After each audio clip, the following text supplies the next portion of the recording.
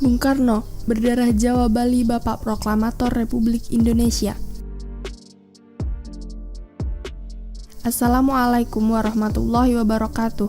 Welcome to our channel.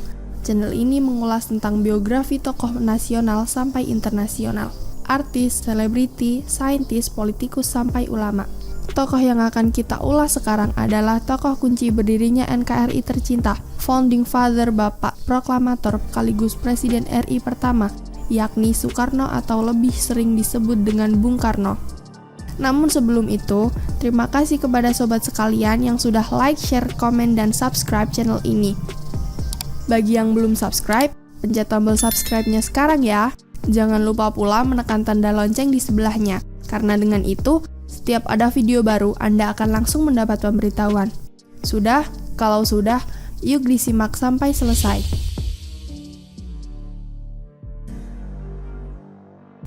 Bung Karno adalah pahlawan proklamator, Presiden Republik Indonesia yang pertama. Berikut ini fakta yang menjelaskan latar belakang Bung Karno.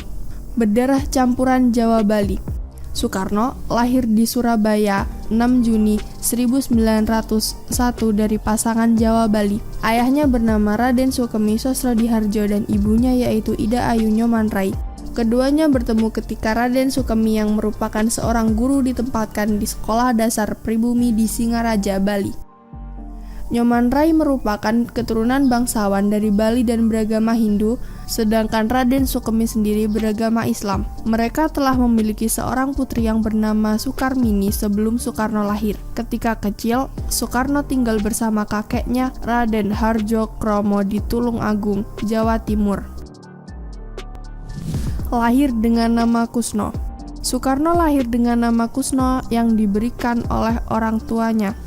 Akan tetapi, karena ia sering sakit, maka ketika berumur 11 tahun, namanya diubah menjadi Soekarno oleh ayahnya. Nama tersebut diambil dari seorang panglima perang dalam kisah Baratayuda, yaitu Karna. Nama Karna menjadi Karno karena dalam bahasa Jawa huruf A berubah menjadi O, sedangkan awalan Su memiliki arti baik. Di kemudian hari, ketika menjadi presiden, ejaan nama Soekarno diganti olehnya sendiri menjadi Soekarno, karena menurutnya nama tersebut menggunakan ejaan penjajah Belanda. Ia tetap menggunakan nama Soekarno dalam tanda tangannya, karena tanda tangan tersebut adalah tanda tangan yang tercantum dalam teks proklamasi kemerdekaan Indonesia yang tidak boleh diubah. Selain itu, tidak mudah untuk mengubah tanda tangan setelah berumur 50 tahun. Mendapat nama Ahmad Soekarno. Dalam buku Bung Karno, Penyambung Lidah Rakyat Indonesia, dijelaskan bahwa namanya hanya Soekarno saja. Namun, di beberapa negara barat, nama Soekarno kadang-kadang ditulis Ahmad Soekarno. Hal ini terjadi karena ketika Soekarno pertama kali berkunjung ke Amerika Serikat, sejumlah wartawan bertanya-tanya, siapa nama kecil Soekarno? Karena mereka tidak mengerti kebiasaan sebagian penamaan di Indonesia, terutama nama Jawa yang hanya menggunakan satu kata saja atau tidak memiliki nama keluarga. Soekarno menyebutkan bahwa nama Ahmad didapatkan ketika menunaikan ibadah haji. Dalam beberapa versi lain disebutkan pemberian nama Ahmad di depan nama Soekarno dilakukan oleh para diplomat muslim asal Indonesia yang sedang melakukan misi luar negeri dalam upaya untuk mendapatkan pengakuan kedaulatan negara Indonesia oleh negara-negara Arab. Masa pendidikan. Bung Karno muda bersekolah pertama kali di Tulungagung hingga akhirnya ia pindah ke Mojokerto, mengikuti orang tuanya yang ditugaskan di kota tersebut. Di Mojokerto, ayahnya memasukkan Soekarno ke Eerste Inlandse School, sekolah tempat ia bekerja. Kemudian pada Juni 1911, Soekarno dipindahkan ke ELS School untuk memudahkannya diterima di HBS School. Pada tahun 1915, Soekarno telah menyelesaikan pendidikannya di ELS School dan berhasil melanjutkan ke HBS School di Surabaya, Jawa Timur. Ia dapat diterima di HBS School atas bantuan seorang kawan bapaknya yang bernama HOS Cokro Aminoto. Ditahan dan diasingkan. Umur 24 tahun, Soekarno berhasil mengguncang podium, berteriak, "Kita harus merdeka sekarang!" Akibatnya, dia harus dipenjara, dituduh menghasut dan memberontak. Tapi keberanian Soekarno tidak pernah padam. Pledoinya yang sangat terkenal, Indonesia menggugat, mengantarkannya ke pembuangan di Ende, lalu ke Bengkulu. Masa pergerakan nasional. Soekarno untuk pertama kalinya menjadi terkenal ketika dia menjadi anggota Jong Java cabang Surabaya pada tahun 1915. Bagi Soekarno, sifat organisasi tersebut yang Jawa sentris dan hanya memikirkan kebudayaan saja merupakan tantangan tersendiri. Dalam rapat pleno tahunan yang diadakan Jong Java cabang Surabaya, Soekarno menggemparkan sidang dengan berpidato menggunakan bahasa Jawa ngoko. Sebulan kemudian, dia mencetuskan perdebatan sengit dengan menganjurkan agar surat kabar Jong Java diterbitkan dalam bahasa Melayu saja dan bukan dalam bahasa Belanda. Pada tahun 1926, Soekarno mendirikan ASC Club di Bandung yang merupakan hasil inspirasi dari Indonesia Study Club oleh Dr. Sutomo. Organisasi ini menjadi cikal bakal Partai Nasional Indonesia yang didirikan pada tahun 1927. Aktivitas Soekarno di PNI menyebabkan ditangkap Belanda pada tanggal 29 Desember 1929 di Yogyakarta dan esoknya dipindahkan ke Bandung untuk dijebloskan ke penjara. Masa penjajahan Jepang.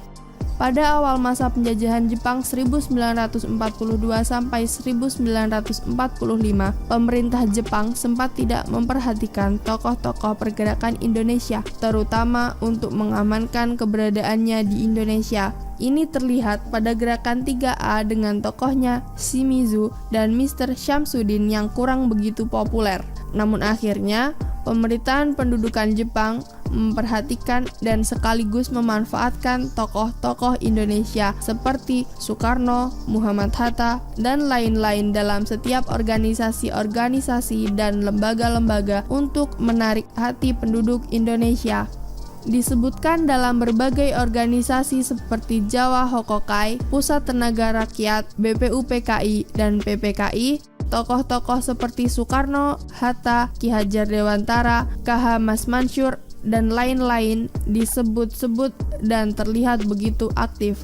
Dan akhirnya, tokoh-tokoh nasional bekerja sama dengan pemerintah penduduk Jepang untuk mencapai kemerdekaan Indonesia. Masa Perang Revolusi. Soekarno bersama tokoh-tokoh nasional mulai mempersiapkan diri menjelang proklamasi kemerdekaan Republik Indonesia. Setelah sidang BPUPKI, panitia kecil yang terdiri dari 8 orang, panitia 9, dan panitia persiapan kemerdekaan Indonesia, Soekarno-Hatta mendirikan negara Indonesia berdasarkan Pancasila dan Undang-Undang Dasar 1945. Setelah menemui Marsekal Terauchi di Dalat, Vietnam, terjadilah peristiwa Rengas Dengklok pada tanggal 16 Agustus 1945. Soekarno dan Muhammad Hatta ditunjuk oleh para pemuda untuk menyingkir ke asrama pasukan pembela tanah air Rengas Dengklok. Tokoh pemuda yang membujuk antara lain Sukarni, Wikana, Singgih, serta Khairul Saleh. Para pemuda menuntut agar Soekarno dan Hatta segera memproklamasikan kemerdekaan Indonesia karena di Indonesia terjadi kevakuman kekuasaan.